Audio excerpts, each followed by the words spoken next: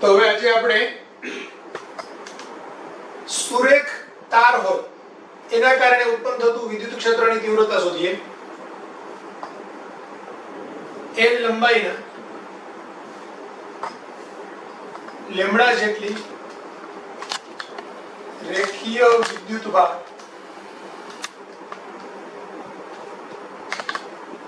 ઘનતા ધરાવતા તારની અક્ષ પર તારના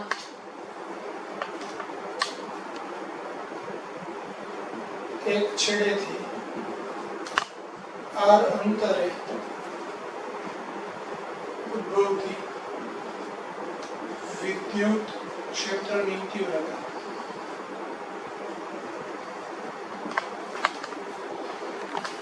ધારો કે આ એક તાર છે,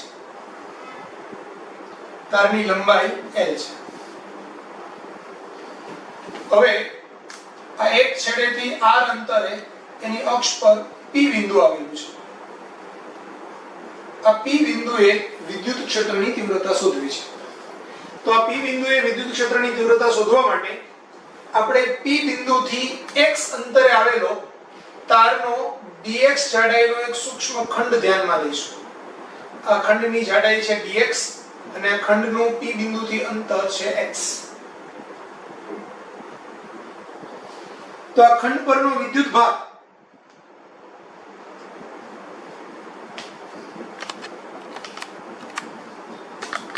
dq = લેમ્ડા * dx થશે.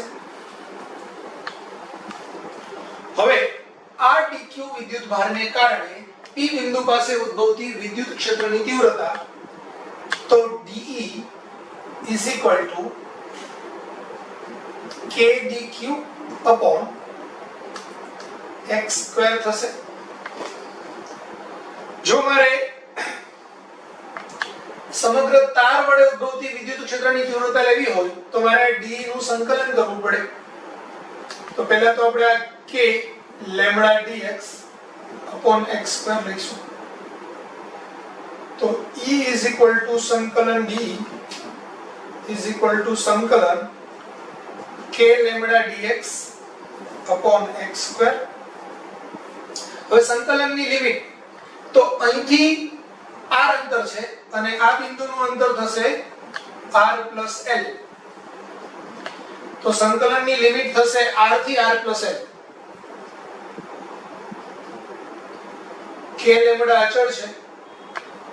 ઇન્ટિગ્રેશન x² ને આપણે x⁻² લખીએ તો -2 dx r થી r + l એટલે કે k લેમ્ડા x⁻² + 1 / -2 + 1 r થી r + l એટલે k લેમ્ડા -1/x થશે. કારણ કે x⁻1 એ છેદમાં જાય એટલે x નો 1 ઘાત પ્લસ થશે અને આ -2 + 1 એટલે -1 એટલે આ -1/x થશે r થી r + l એટલે k lambda -1/r + l -1/r એટલે આપણે એને આમ લખી શકશું k lambda 1/r -1/r + l. તો આ k lambda r + l - r + l. આ -r ને +r કેન્સલ થશે એટલે k lambda l / r + l થશે. આને આપણે k ને 1/4πε0 ના સ્વરૂપમાં લખવું હોય તો પણ લખી શકાય.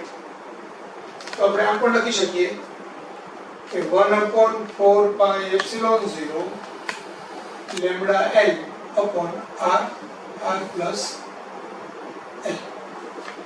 જો હું એમ કહું કે સમગ્ર તાર પરનો કુલ વિદ્યુત ભાર q હોય તો લેમ્ડા = q/l થશે. એના પરથી લેમ્ડા l એટલે q થશે સમગ્ર તાર પરનો વિદ્યુત ભાર. તો આને આપણે આમ પણ લખી શકાય 1/4πε0 q/l r plus l. જો તાર એકદમ નાનો હોય, નાનો કરતા જઈએ એકદમ નાનો હોય એટલે કે l ની વેલ્યુ ટેન્ડ્સ ટુ 0 હોય તો આ સૂત્ર આપણું kq/r² થઈ ગયું. બિંદુવત વિદ્યુતભારને કારણે r અંતરે ઉદ્ભવતું વિદ્યુત ક્ષેત્ર. અથવા તો આ l ની કમ્પેરિઝનમાં r ખૂબ મોટો હોય એટલે કે r is very very greater than l હોય. જો r is very very greater than l હોય તો આ સૂત્ર થશે 1/4πε0 q/r². તો આપણને એક તારના કારણે ઉત્પન્ન થતું વિદ્યુત ક્ષેત્ર એનું સૂત્ર આ અથવા તો આ લઈ શકાય. 1/4πε0 λl/r બ્રેકેટમાં r + l અથવા તો 1/4πε0 q/r બ્રેકેટમાં r + l. બિંદુવત વિદ્યુત ભારના કારણે ઉત્પન્ન થતું વિદ્યુત ક્ષેત્ર r અંતરે E બરાબર kq/r² હોય. હવે બિંદુવત વિદ્યુત ભારને કારણે l લંબાઈનો તાર હોય તો આ kq/r r + l થશે. એટલે r² ની જગ્યાએ r + l આવશે. તો આ રીતે આપણે એને સહેલાઈથી સૂત્ર યાદ રાખી શકીએ.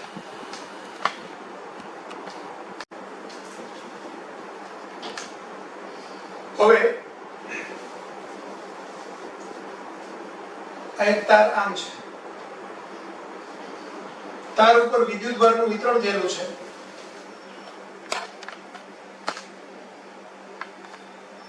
એની વિદ્યુત ભાર ઘનતા લેમ્ડા છે. હવે આપણે એમ કહીએ કે તારથી r જેટલા લંબાંતરે P બિંદુ આવેલું છે. આ P બિંદુએ વિદ્યુત ક્ષેત્રની તીવ્રતા શોધવી છે. તો આ P બિંદુ પાસે વિદ્યુત ક્ષેત્રની તીવ્રતા આપણે કેવી રીતે શોધી શકીએ તે જોઈએ. તો અહીંયા આપણે એક સૂક્ષ્મખંડ વિચારીએ dx. dx જાડાઈનો સૂક્ષ્મખંડ વિચારીએ, એના પરનો વિદ્યુત ભાર dq થશે. તો આના કારણે આ અંતર છે x છે. આને હું d અંતર કહું તો આ d બરાબર √r² + x² થશે. હવે આ વિદ્યુત ભારને કારણે અહીંયા dq વિદ્યુત ભાર છે. તો આ dq ના કારણે P બિંદુ પાસે ઉદ્ભવતી વિદ્યુત ક્ષેત્રની તીવ્રતા, બિંદુવત વિદ્યુત ભારથી r અંતરે ઉદ્ભવતી વિદ્યુત ક્ષેત્રની તીવ્રતાનું સૂત્ર છે kq/r². અહીંયા q ની જગ્યાએ dq છે તો k dq/d² સૂત્ર થશે.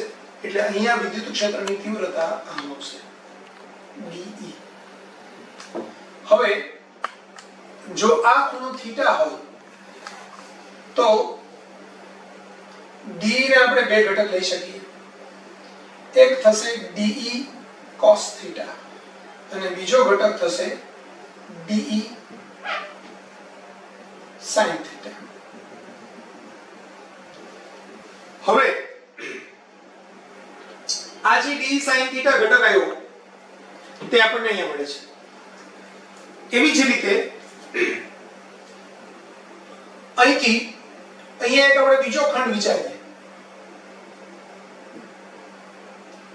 તો આના કારણે આ બિંદુ પાસે વિદ્યુત ક્ષેત્રની તીવ્રતા આ ડાયરેક્શનમાં આવશે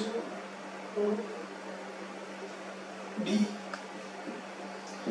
એના પર આપણે બે ઘટક લઈ શકશું. આ ખૂણો બી થીટા થાય તો de cos θ અને આ બાજુનો ઘટક થશે de sin θ. હવે આ બિંદુથી સમાન અંતરે આવેલા બંને ઘટકોને કારણે અહીંયા જે de sin θ ઘટકો આવશે તે એકબીજાની અસરને નાબૂદ કરશે. પણ d cos θ ઘટકો એક જ દિશામાં હોવાથી એમની અસર નાબૂદ નહીં થાય પણ એનો સરવાળો થશે. એટલે જો આ સમગ્ર તાર વડે અહીંયા ઉત્પન્ન થતું વિદ્યુત ક્ષેત્ર શોધવું હોય અને આ બિંદુ એનું મધ્ય બિંદુ હોય, તાર છે l લંબાઈનો છે તો અહીંયા આ થશે ઉપરની બાજુએ +l/2 ડિસ્ટન્સ અને આ ડિસ્ટન્સ થશે -l/2 થશે. હવે P બિંદુ પાસેનું પરિણામી વિદ્યુત ક્ષેત્ર E એ સંકલન dE cos θ જેટલું થશે. હવે સંકલન dE ની વેલ્યુ k dq અપોન અહીંથી અહીંયા સુધીનું અંતર એ d² થશે ઇન્ટુ cos θ એટલે પાસેની બાજુ છેદમાં કર્ણ એટલે r upon d. તો આ સંકલન k dq ને આપણે લખવું હોય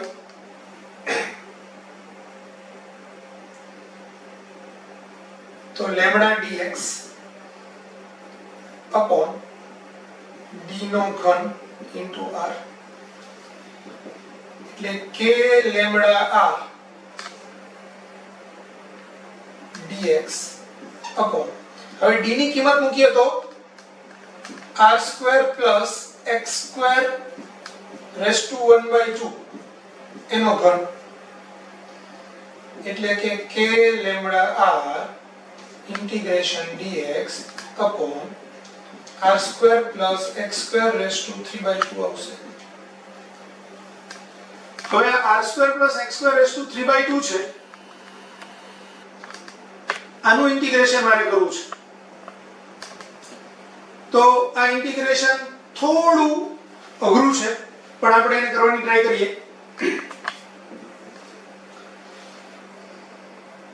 હવે સમજો અહીંયા tan θ જોડવા ત્રિકોણની અંદર તો tan θ એટલે સામેની બાજુ છેદમાં પાસેની બાજુ એટલે આકૃતિ પરથી tan θ એટલે x upon r આવશે. તો x બરાબર r tan θ થશે. તો dx by dθ r અચળ છે, tan θ નું વિકલન sec². તો આ x નું આપણે વિકલન કર્યું dx by dθ r અચળ, tan θ નું થાય sec² θ એટલે આપણે એ કર્યું sec² θ. હવે dx બરાબર r sec² θ dθ થાય. આને આપણે પરિણામ નંબર 2 કહી દઈએ, આને પરિણામ નંબર 1 કહી દઈએ.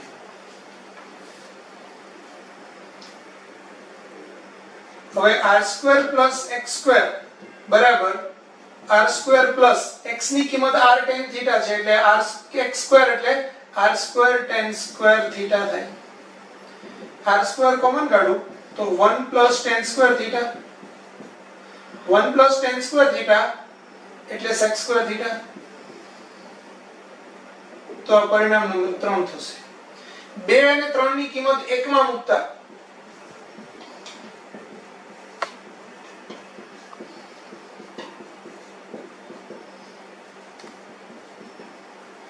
તો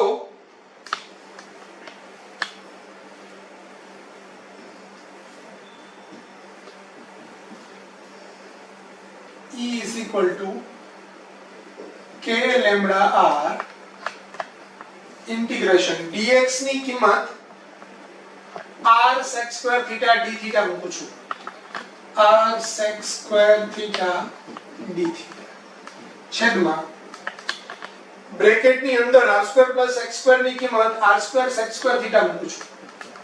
r² sec² θ raised to 3/2.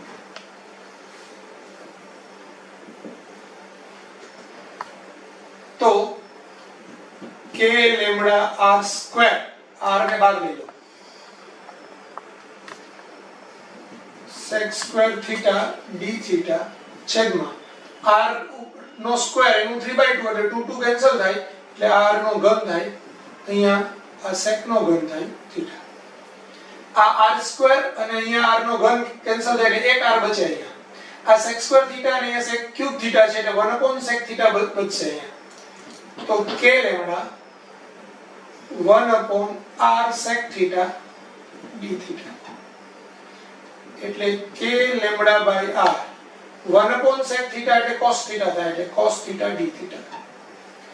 હવે sin θ નું વિકલન cos θ થાય એટલે cos θ નું સંકલન sin θ થશે. તો k lambda by r sin theta. હવે આપણે લિમિટ શું લેવી જોઈએ તો સમજો, થીટાના ટર્મ્સમાં હું લિમિટ લેવાનું કહું તો આપણે અહીંયા લિમિટ લેવી છે l ના ટર્મ્સમાં તો l/2 થી -l/2 થાય.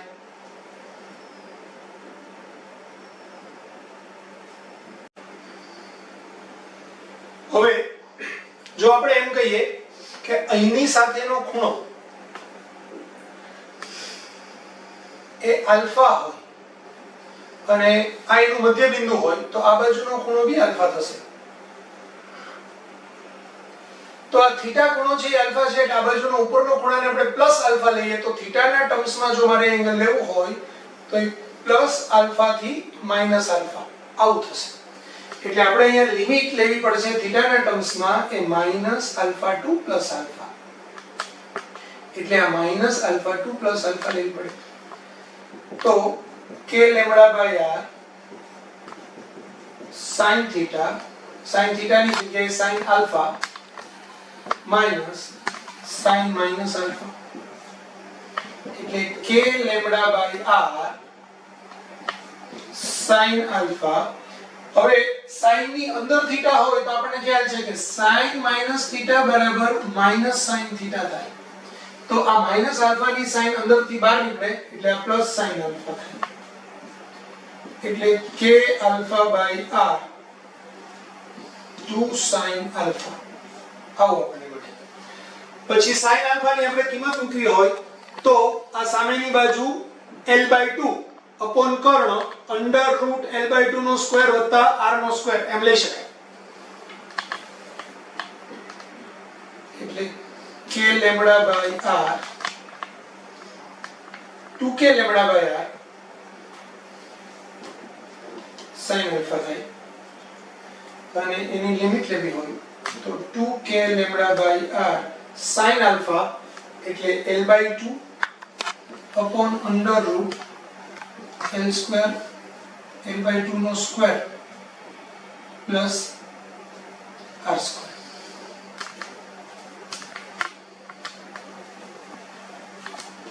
એટલે કે 2k lambda by r l/2 under root l square plus 4r square upon under route 4 એટલે અહીંયા 4 નું વર્ગમૂળ 2 આવશે. આ 2 ને આ 2 કેન્સલ થશે. એટલે 2k lambda by r l upon under root l square plus 4r square આપણો આન્સર થશે.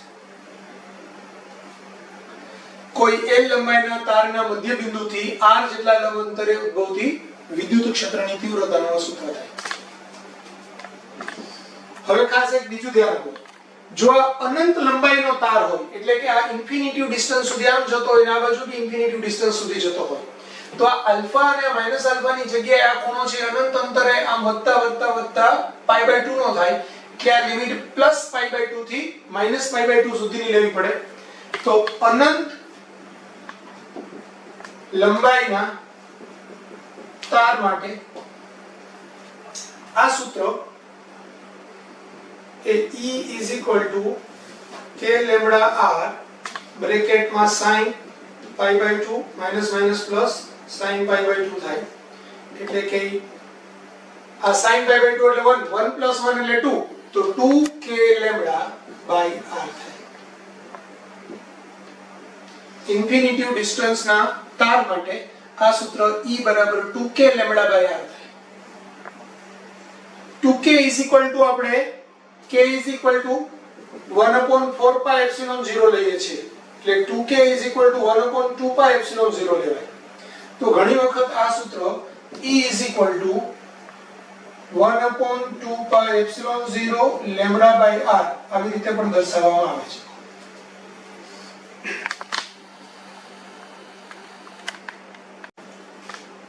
હવે આપણે વિદ્યુત પ્રવાહધારી વિદ્યુત ભારિત કોઈ એક ચાપ હોય, વિદ્યુત ભારિત ચાપ, એ વિદ્યુત ભારિત ચાપના કારણે તેના કેન્દ્ર પાસે ઉદ્ભવતી વિદ્યુત ક્ષેત્રની તીવ્રતા શોધવી છે.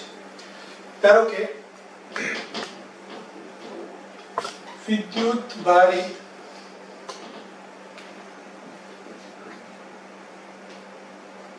ચાપના કારણે તેના કેન્દ્ર પાસે ઉદ્ભવતું વિદ્યુત ક્ષેત્ર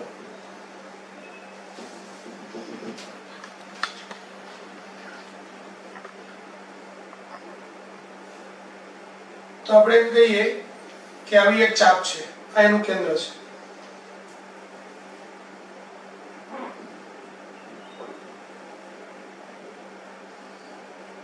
ચાપ છે એ કેન્દ્ર પાસે થીટા ખૂણો અંતરે છે અને ચાપ ઉપર ધન વિદ્યુતભાર છે.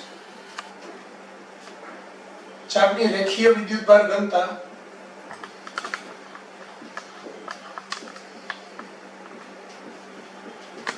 લેમ્ડા છે.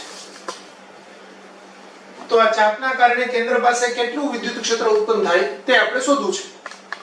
આ શોધવા માટે આપણે ચાપનો અત્યંત સૂક્ષ્મ ખંડ વિચારશું.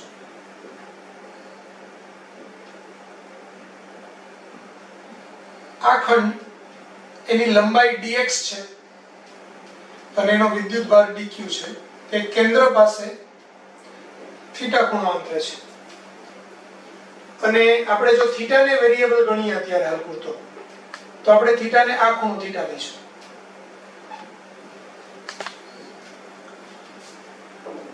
તો આ થીટા ખૂણે d થીટા જેટલી સૂક્ષ્મ ખૂણો ધરાવતી ચાપ છે, એના કારણે અહીંયા ઉત્પન્ન થતી વિદ્યુત ક્ષેત્રની તીવ્રતા એ dE થશે. હવે આ dE ના આપણને બે ઘટક મળે.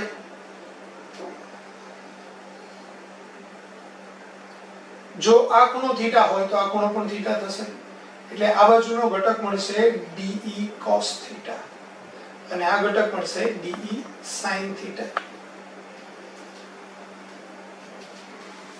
હવે આ dE cos થીટા અને dE sin થીટા એ dE સદિશના બે ઘટકો છે. એટલે જો હું dE સદિશ લખું તો હું આમ લખી શકું, આ ધન x અક્ષ છે, ઉપરની દિશા છે ધન y અક્ષ છે, તો આ માઈનસ x અક્ષ ને માઈનસ y અક્ષની દિશાના ઘટકો કહેવાય. એટલે મારે આમ લખાય કે આ dE cos theta I caret minus dE sin theta j caret.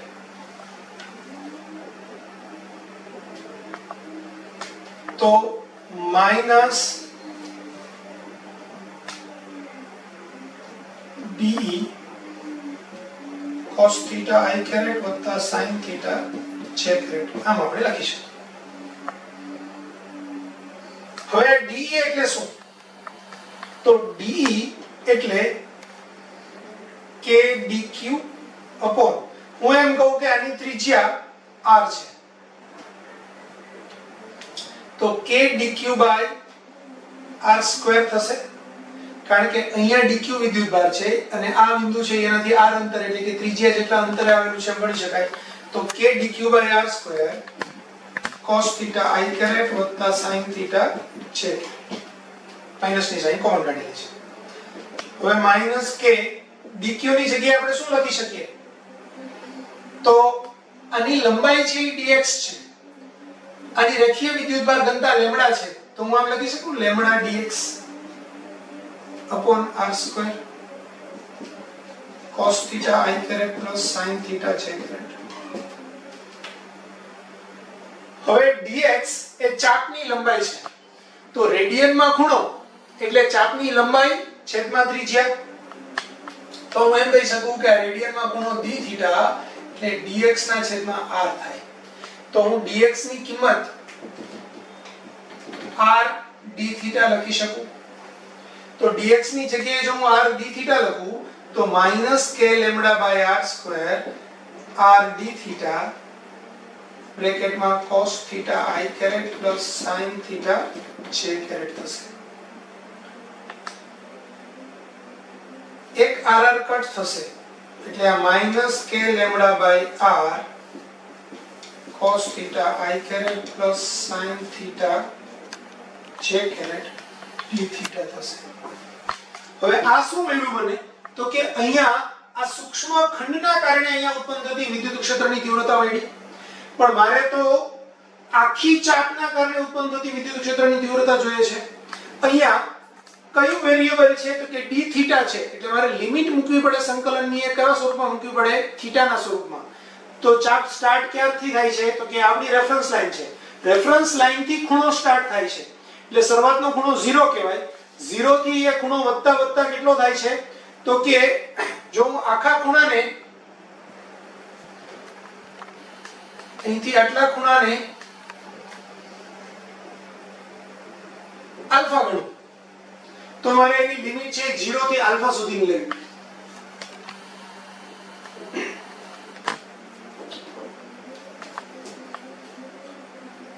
એટલે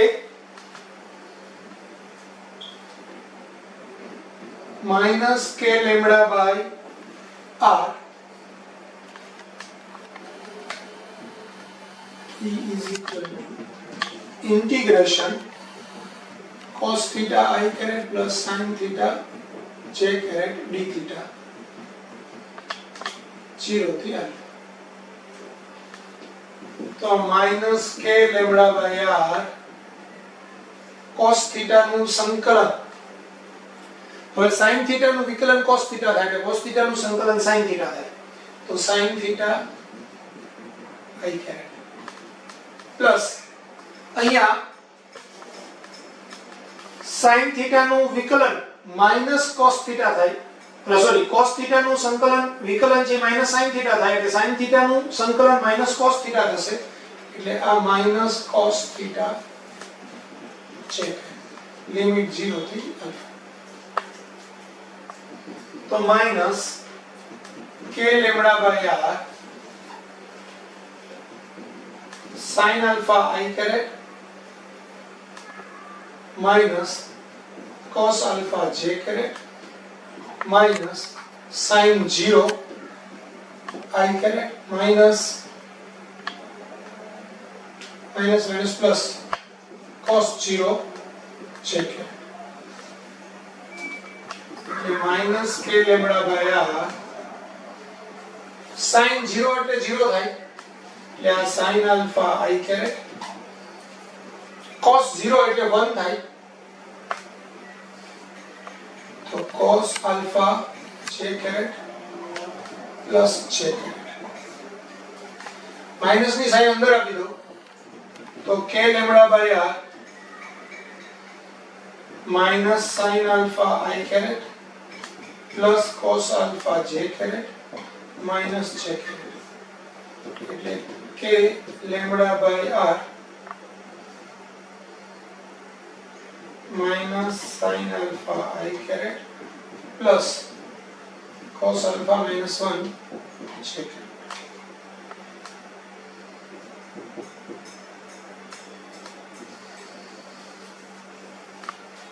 तो जे केंद्र पासे अल्फा खूणो अंतर थी चाप वडे उद्भवतु विद्युत क्षेत्र जो આપણે એમ કહીએ કે આલ્ફા ની કિંમત π/2 હોય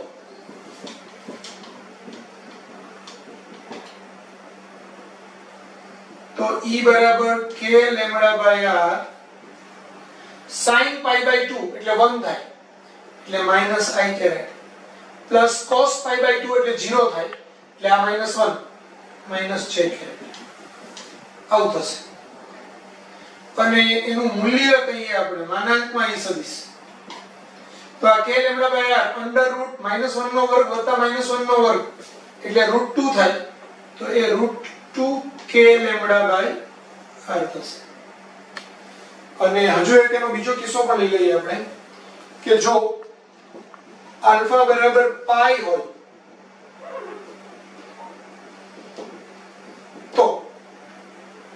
તો પાઈ હોય તો અહીંયા sin પાઈ એટલે 0 થાય, cos pi એટલે -1 થાય, તો આ ટર્મ 0 થઈ જશે, આ -1 આ -1 એટલે -2, તો એનું ઈ સદિશનું મૂલ્ય -2k lambda by r j caret થશે, અને એનું મૂલ્ય 2k લેમ્બડા બાય r થશે. તો આટલું આપણે યાદ રાખીએ.